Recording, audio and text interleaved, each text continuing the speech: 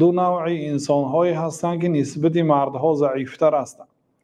روزی دراز در گرما مهنت کردگی هستند و وقتی که بیگاه شد واقعا نماز خفتن عظیم هست، مشقت دارد. بنابراین پیامبر صلی الله علیه و سلم گفتند که اثقل الصلاه علی المنافقین صلاه العشاء و صلاه الفجر او کما قال صلی الله علیه و سلم.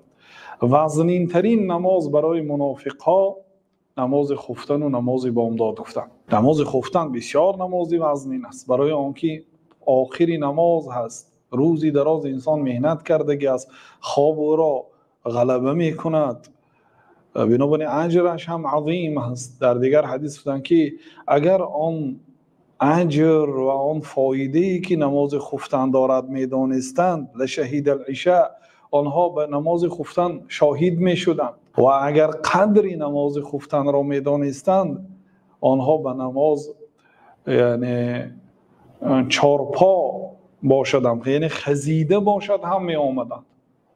اگر رفت و مثلا معیوب باشن و دست و پاشان کار نمی کرده باشد خزیده می آمدند اگر قدر این نماز را می دانستند و اجر این نماز را می دانستند. یعنی نمی دانند مردم، اگر می دانستند می آمدند. گفتن این دلالت می کند به عظیم بودن ثواب خفتن، چه خیلی که مشقتش هم عظیم است.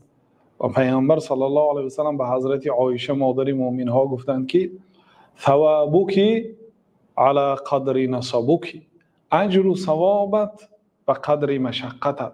هر عملی که مشقت زیاد دارد اجر و ثوابش هم عظیمتر است.